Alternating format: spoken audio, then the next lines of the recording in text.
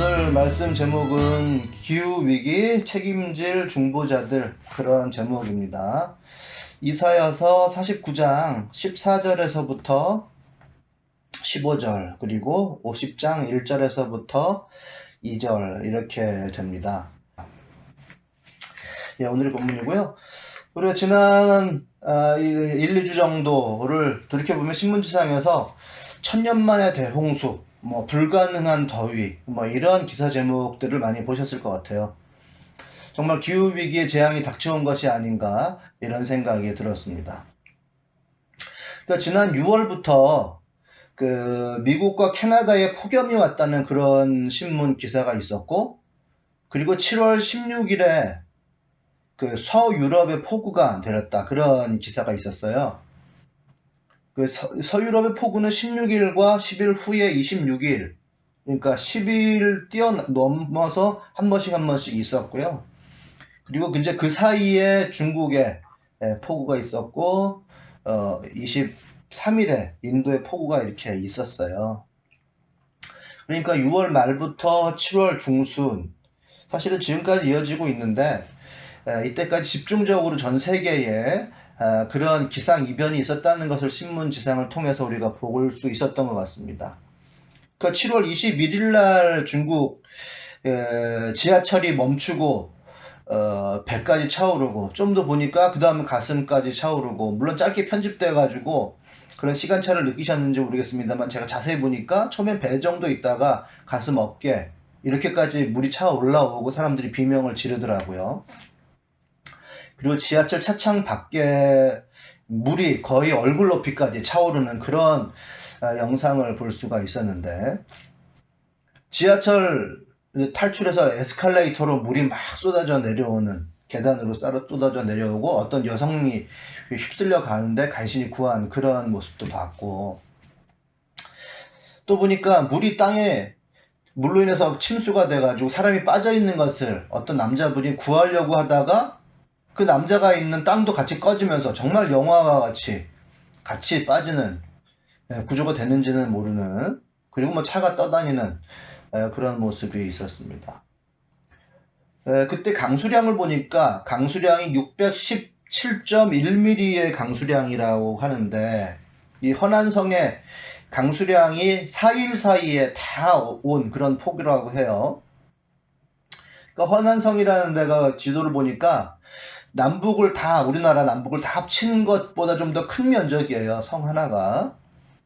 위치가 우리나라의 서쪽이고, 위도상으로는 서울보다 조금 아래에 있고, 남쪽 경계가 일본의 최남단하고 거의 이렇게 맞먹고 있는 그런 위치니까 조금 덥고 다습하고 비가 조금 더 많은 그런, 비가 많다고 볼 수는 없겠네요. 좀 다습하고 좀 고온인 그런 곳입니다.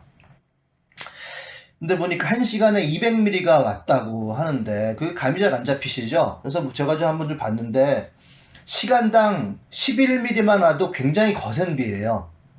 그러니까 우리가 우비라든지 우산을 써도 옷이 싹 다 젖는 그런 비가 시간당 11mm면 굉장히 거세게 불어닥치는 비라고 하더라고요. 그런데 거기서는 1시간에 200mm가 왔다는 거니까 완전히 난리가 난 거죠. 시간당 40mm라고 하면 앞이 완전히 안 보이는 정도, 물통으로 막 퍼붓는 그런 수준이라고 하는데, 그것보다 5배의 비가 1시간에 내렸다고 하니까 정말 폭포수가 쏟아져 내리는, 우리가 생각하는 그런 비, 뚝뚝 떨어지는 그런 비는 아니었던 것 같습니다.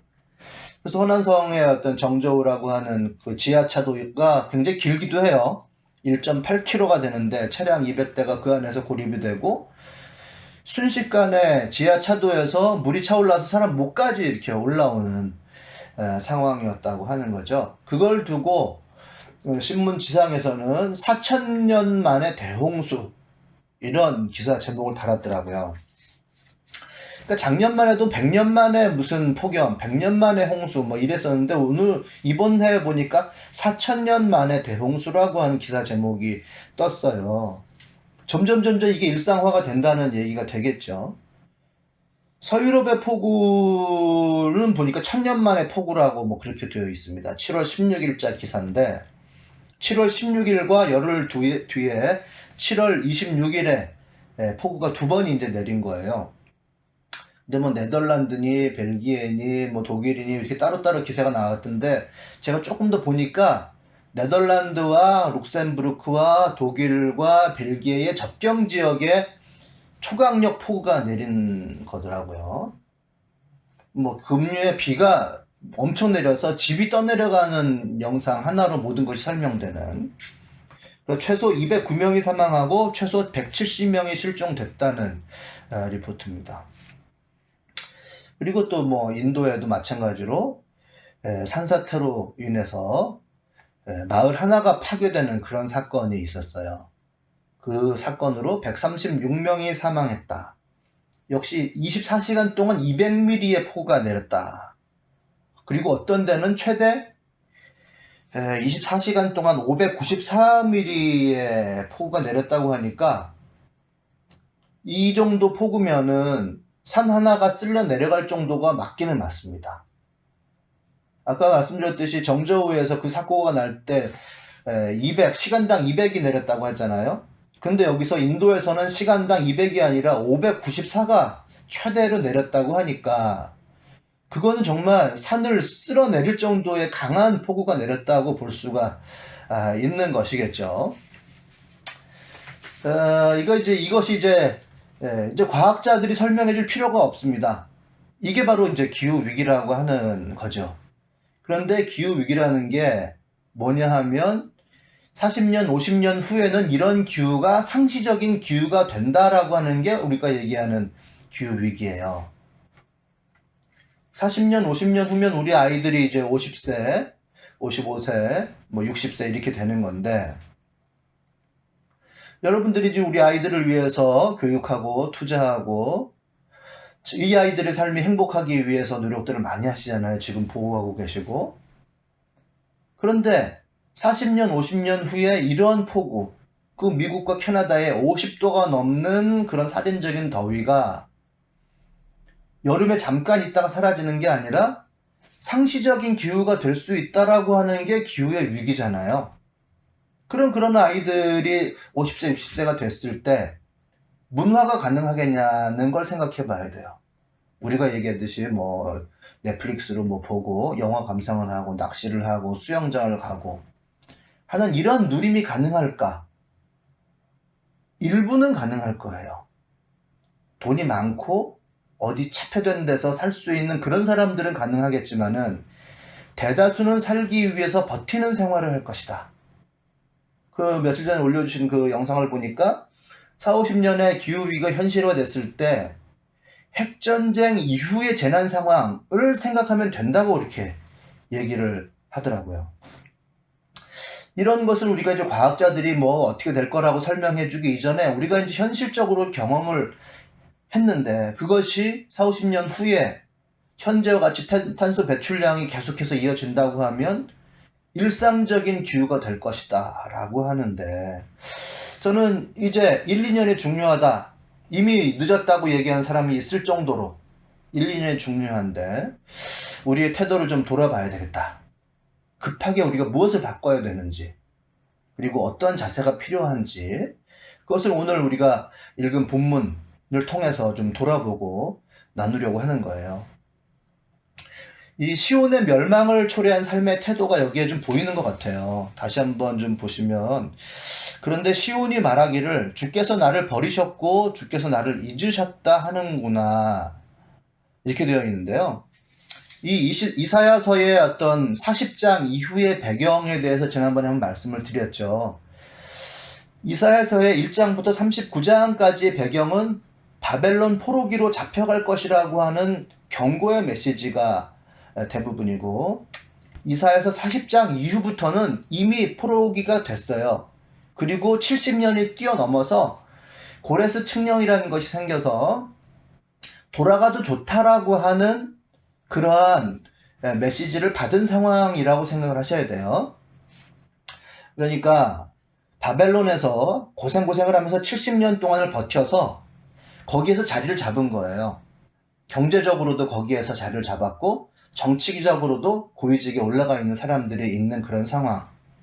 그래서 바빌론에서 고레스 칙령으로 돌아가는 길을 열어주었음에도 불구하고 이미 거기에 삶이 이미 안정이 됐기 때문에 복귀를 거절하는 사람들에게 쓴 책이 이사야서 40장부터의 책이에요.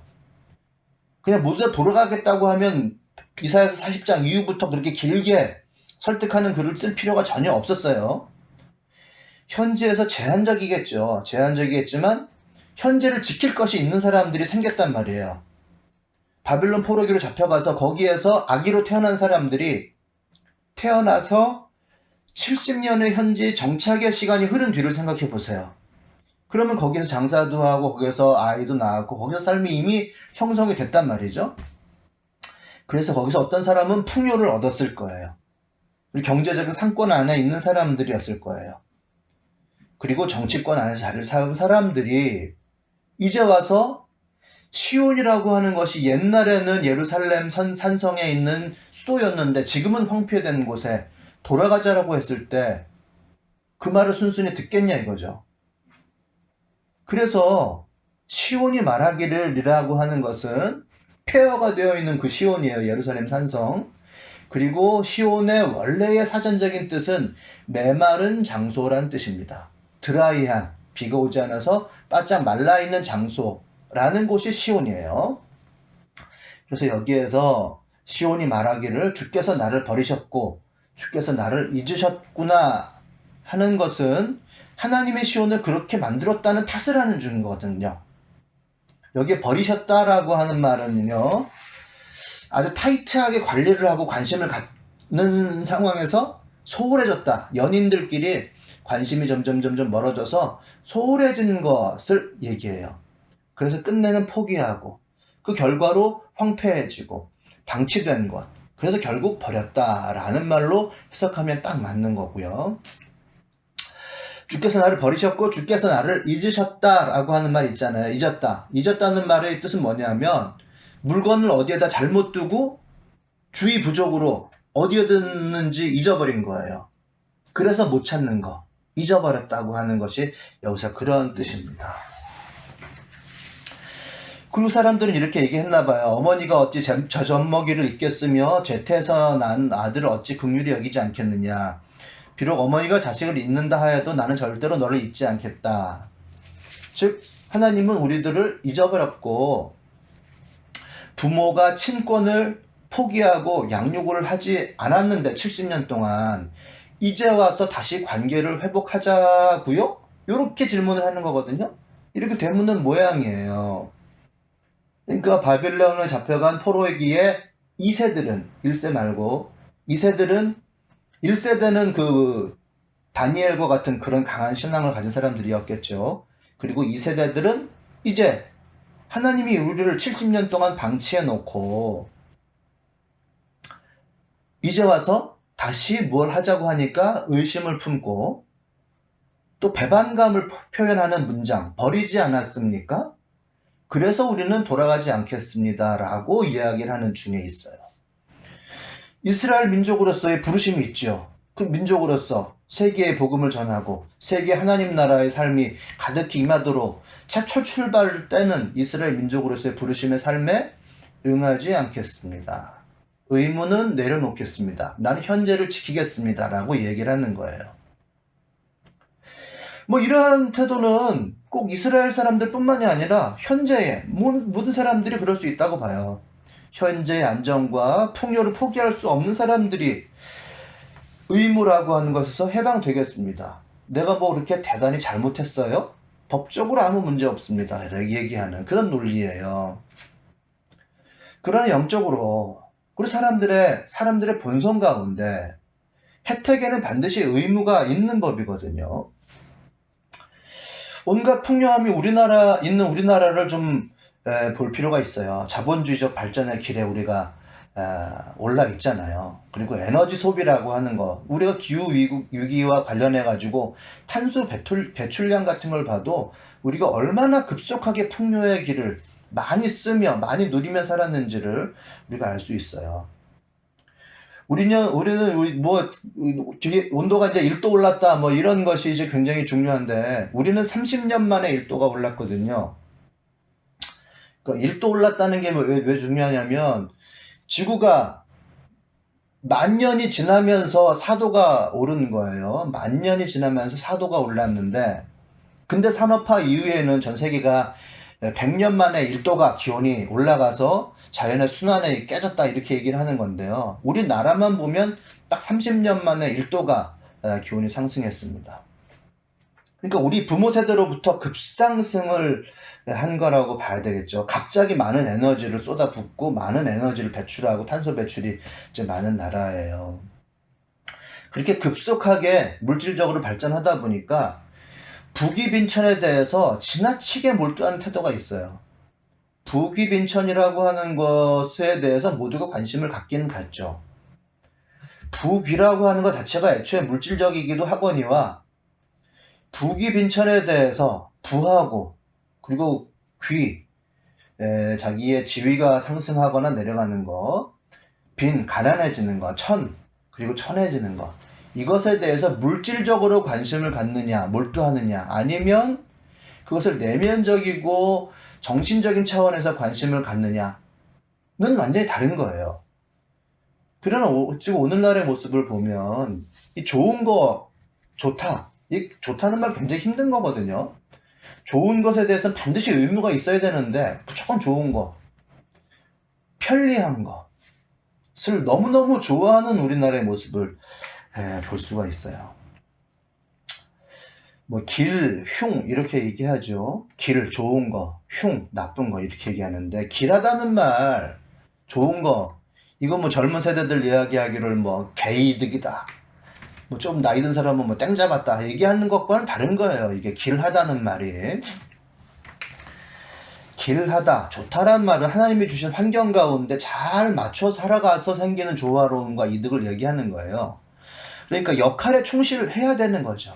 그 처해진 역할에 충실한 것이 결국 길한 것, 좋은 것으로 나타날 수가 있는 것임에도 불구하고 그냥 좋고 편리한 거, 잘 사는 거에 어마무시하게 몰두하는 거죠. 그래서 뭐 전세를 끼고 집을 사서 그것이 조금 지나서 몇 억이 올랐다, 뭐 이런 것들, 창피한 줄 모르고 그런 것에 막 몰두하는 사람들이, 그것을 모였다 하면 그런 얘기를 하고 어떻게 해서 돈을 벌었다느니 그런 얘기가 나왔다면 웅성웅성하고 좋아하고 흥분하고 돈에 휩싸이는 사회가 되었습니다. 그것에 비해서 내가 어떤 사람인지에 대해 생각해보자, 뭐 이렇게 하면 깨는 얘기가 되는 거죠. 어떤 임무를 내가 받았는지, 어떤 책임이 우리들에게 있는지 얘기를 하면 재미없는 얘기가 되는 사회가, 그런 토론이 불가능한 사회가 되어버렸습니다. 혜택이 있으면 반드시 그 의무가 있다라고 하는 아주 지극히 상식적인 것에서 벗어나서 좋은 것을 찾아가, 편리한 것을 찾아가는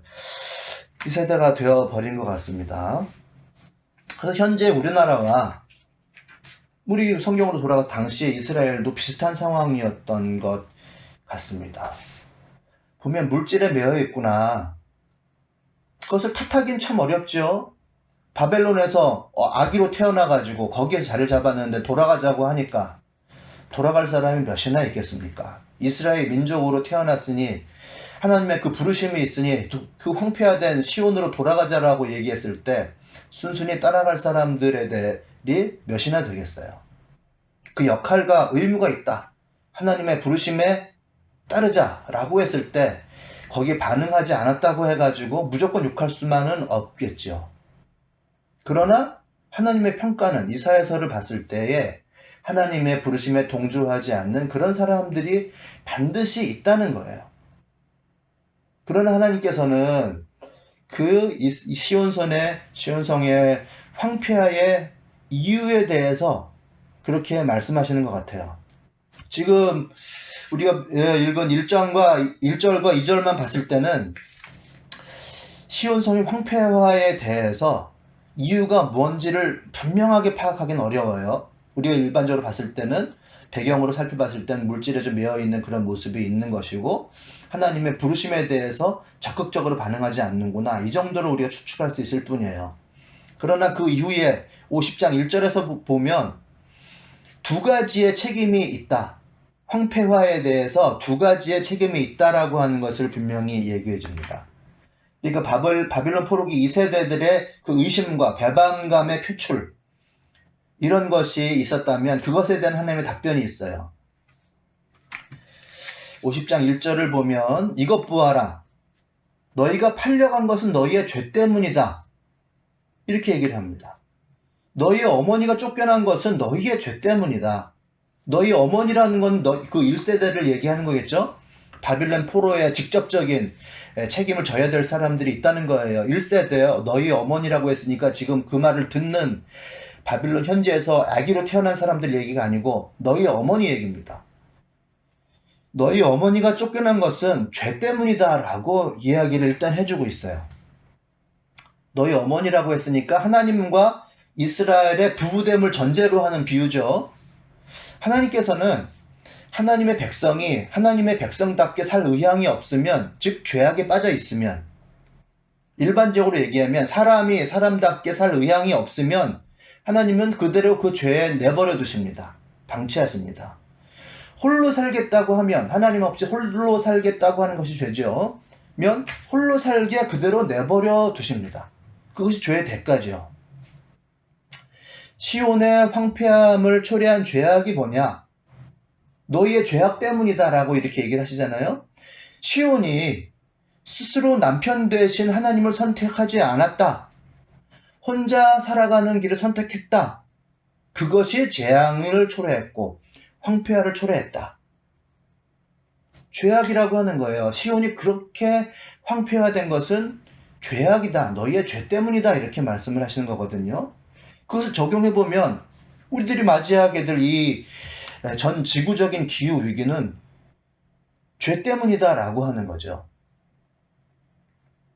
그러나 우리는 여기서 조금 더 디테일하게 살펴볼 필요가 분명히 있어요. 우리가 질문해 볼 필요가 있습니다. 이 전 지구적인 기후 위기는 전체 인류의 모든 사람의 n분의 1씩 나눠 가지는 죄악 때문인가? 이렇게 질문을 우리가 해야 돼요. 기후 위기의 책임 소재가 어디에 있냐라고 물었을 때 그것은 대답하기 쉽지는 않은 문제예요. 왜냐하면 저 아프리카 시골 어디에 있는 사람들이 자기 뒤에 있는 나무를 잘라다가 그거를 불을 피워가지고 밥을 해먹었다고 해가지고 기후위기의 주범이라 우리가 감히 어떻게 얘기를 할 수가 있어요? 그렇게 얘기하기는 힘들다는 거죠. 물론 인류의 삶이 전반적으로 기후위기를 가중시키는다는 것은 일반적으로는 일단 맞는 것이지만 서구, 선진국, 제1세계 그에 종속되는 어떤 경제관계를 가진 제3세계에 얘기한다면 일반적으로는 맞는 것 같아요. 많이 쓰고 풍요롭게 살고 막 산업을 일으키고 그래서 돈을 벌고 그래서 잘 사는 사람들이 일반적으로 그들의 삶이라고 하는 것이 기후위기를 가중시키는 삶이라고 얘기한다면 일반적으로 맞는 것 같습니다. 전 인류가, 전 지구가 기후위기를 맞이하잖아요. 그러나 그 책임 소재가 n분의 1로 모든 전 지구상에 살고 있는 사람들에게 있는 것, 똑같이 모두가 너희들의 죄 때문이라고 얘기하면 대책이 없는 거죠. 똑같지가 않은데 탄소 배출의 압도적인 책임은 당연히 선진국이라고, 이때까지 잘 살고 수만 년 동안 지구가 잘 만들어왔던 탄소를 일시에 캐내서 써버린 선진국에게 있습니다. 우리들의 후손들에게 물려줘야 될 것까지 다 캐서 써버린 그들에게 있는 거죠. 그리고 그 나라 안에서 정치적인, 경제적인 주도권을 가지고 있는 대기업이 있잖아요. 대자본이 있죠.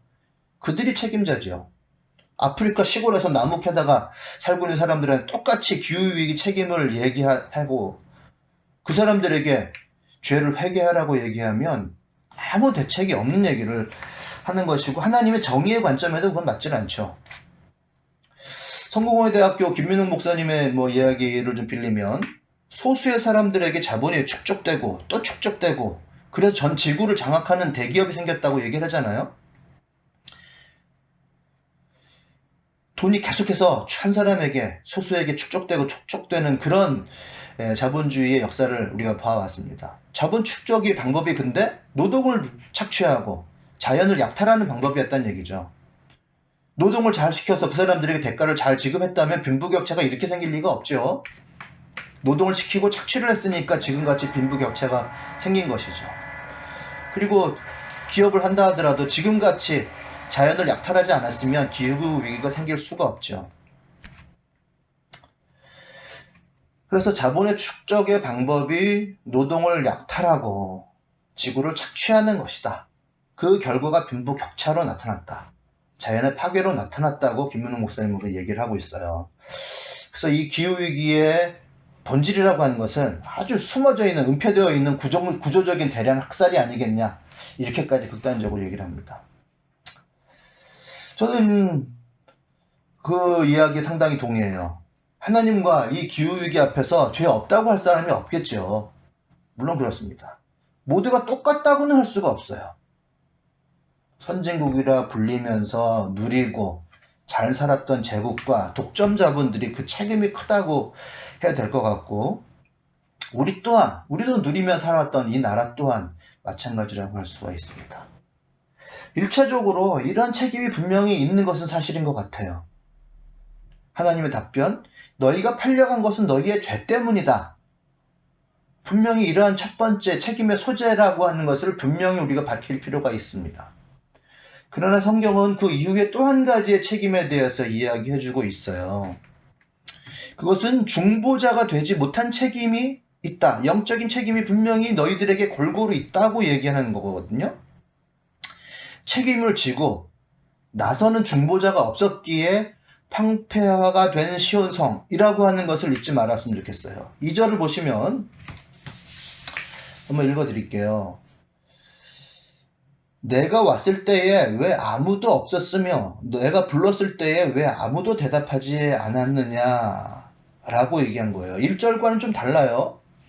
주께서 말씀하신다. 1절을 보면 내가 너희 어머니를 쫓아나기라도 했느냐, 내가 너희 어머니에게 써준 이혼증서가 어디에 있느냐, 내가 너희를 채권자에게 팔아 넘기기라도 하였느냐. 이것 보아라. 너희가 팔려간 것은 너희의 죄 때문이다. 이것은 너희의 한 일 때문에 생겨진 어떤 황폐의 책임이 1차적으로 죄 때문이라고 하는 것을 이야기하고 있고, 그리고 2절에는 조금 달라요. 내가 왔을 때에 왜 아무도 없었으며 내가 불렀을 때에 왜 아무도 대답하지 않았느냐, 즉 왜 응답하는 사람이 없었느냐 라고 하는 거거든요. 너희가 하나님 없이 나 없이 살아갈 수 있는 자신감이 있어서 아무도 대답하지 않았다. 길과 흉 중에 흉을 직갑한 어떤 예언자가 있었으면 어떤 예언자라도 책임감 있게 나서야 되는 거 아니었느냐. 책임감 있는 태도가 아무에게도 없었다. 상황을 인식하고 책임을 짊어질 중보자가 나서지 않았다라고 하는 것을 성경은 이야기하고 있습니다. 바벨론 2세대들은 이렇게 얘기하고 있는 거예요. 나라가 망할 때 하나님 우리 배신하고 신경 안 썼다 라고 얘기하고 있는 거거든요. 그렇게 의심하고 배도 안 했다, 이렇게 주장하는 것에 대해 책임의식이 없었던 것은 바로 너희들의 부모들이다, 이렇게 얘기하고 있는 거거든요. 앞장서는 희생이 없었다, 활동가가 없었다, 리더가 없었다. 어떤 곳이 황폐화해서 하나님의 재앙에서 벗어나려고 하면 간단해요. 예레미야 5장 1절에 보면 이렇게 나와 있습니다. 예루살렘에 사는 사람들아, 예루살렘의 모든 거리를 두루 돌아다니며 둘러보고 찾아보아라. 예루살렘의 모든 광장을 샅샅이 뒤져보아라. 너희가 그곳에서 바르게 일하고 진실하게 살려고 하는 사람을 하나라도 찾는다면 내가 이 도성을 용서하겠다. 거기에서 진실하게 살아가려고 하고 바르게 살아가려고 하는 사람이 한 명이라도 있으면 이 도성을 용서하겠다는 게 하나님의 사역의 방식이에요. 책임지고 중보하려고 진실되게 살려고 하는 사람이 나선 다음에 용서하겠다는 거거든요. 우리가 이 엄중한 기후위기를 생각할 때 이 혜택에 대해서 책임을 지려고 하고 의무감을 가진 중보자가 필요한데, 손을 들고 나서는 자가 필요한데, 이 시대가, 이 인격이 풍요에 썩어가는 시대잖아요. 타락한 시대잖아요. 죄악된 삶의 태도가 줄줄 흘러나가는 시대란 말이에요. 저는 중국의 폭우에 대한 어떤 기사를 보면서 반드시 저는 댓글을 체크를 합니다.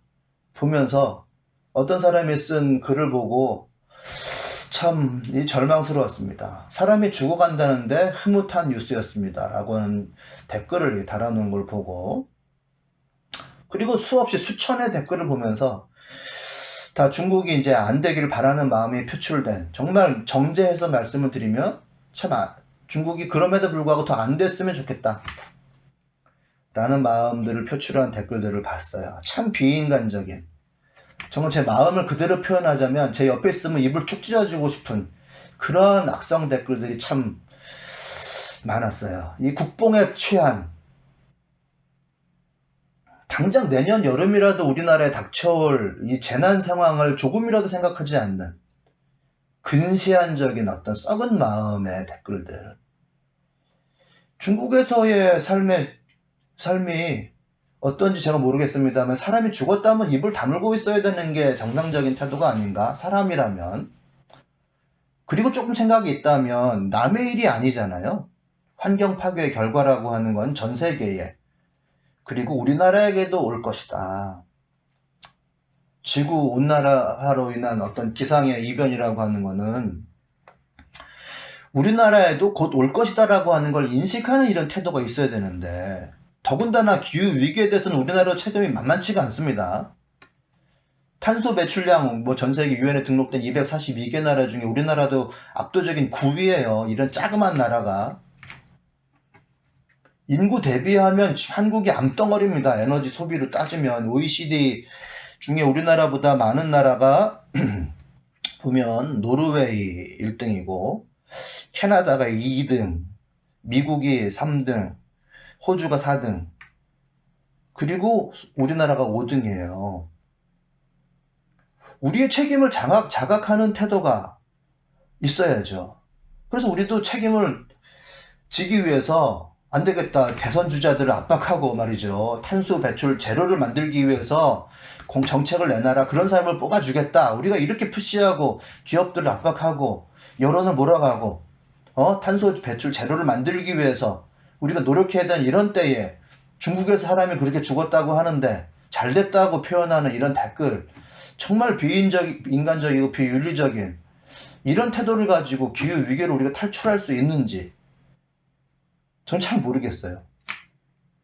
기후위기를 벗어날 방법은 일단은 하나죠. 우리나라를 포함해 선진국이라고 불리는 나라들이 정치적으로 탄소 배출 제로를 당장 올해 내년에 만들어내는 것이 첫 번째예요. 이것이 없으면 불가능합니다. 이것이 바로 우리가 아까 처음에 분석했던 죄의 대가는 반드시 있다라고 하는 거, 돌이켜야 된다라고 하는 것에서 나오는 교훈이고, 결국 정치적으로 국가적으로 탄소 배출 제로라고 하는 되돌림, 회개가 있지 않으면 불가능하다라고 하는 것이 반드시 필요하고요. 그리고 또 하나, 영적으로 윤리적인 성장, 이런 것 안에서 성장하지 못한다 하더라도, 성장이 안 돼서 불편하더라도 참는 인간성이 있어야죠. 생태적인 관점을 가지고 성장이 안 되고 경제적으로 불편하더라도 참는 그러한 관점, 이게 자연과 인간이, 또 인간들 스스로도 공생하겠다라고 하는 인간성, 이 관점이 없으면 이 기후위기를 어떻게 탈출을 하겠습니까? 그러니까 지금 기후위기라고 하는 것은 자연의 생명이 가진 어떤 기본 원리인 순환을 통해서 재생하는 게 완전히 박살났다는 거잖아요. 순환체제를 재생하려고 하면 지금처럼 코로나만 지나봐라, 빨리 경제 성장해가지고 더 잘 살자, 이렇게 가서는 안 된다는 거죠. 코로나가 끝나든 뭐 하든 간에 이젠 슬로우하게 가서 좀 불편하고 힘들게 간다 하더라도 우리가 참고 자연과 우리가, 사람과 사람이 같이 살아가야 된다라고 하는 이 마인드, 이것이 있어야 된다. 이 두 가지가 성경에서 우리가 발견할 수 있는 교훈인 것 같아요. 이 기후위기의 고통은 전 지구적으로 올 테지만 말이죠. 그러나 그 고통은 불평등하게 올 겁니다. 반드시 불평등하게 올 거예요.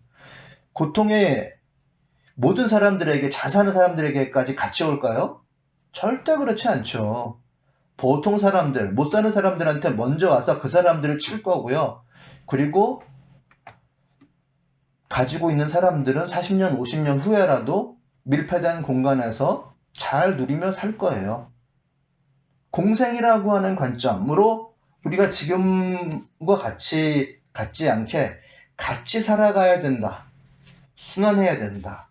윤리적으로 성장하자, 생태적으로 성장하자라고 하는 것을 속속들이 심어놓지 않으면 40년, 50년 후에 우리 차세대들은 반드시 그런 불평등한 기후의 절망을 맞이할 수밖에 없을 것입니다.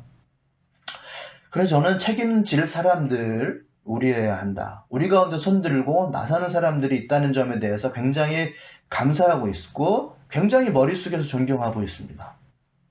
책임지고 손들고 나서는 사람들이 우리 가운데 있다는 점에 대해서 정말 감사해요.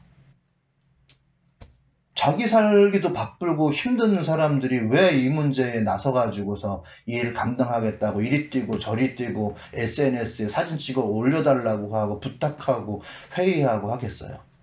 이런 사람들이 있어야만, 앞장서는 희생이 있어야만 하나님께서는 용서하시겠다라고 하는 성경 말씀이 분명히 있습니다. 활동가가 없었다, 리더가 없었다, 아무도 대답하지 않았다, 그래서 시온은 망했다. 성경은 그렇게 얘기하고 있는 거거든요. 결국 이 책임지는 사람들이, 이 깨닫는 사람들이 앞에 미래 세대를 열어갈 거라고 저는 바라보고 확신하고 있습니다.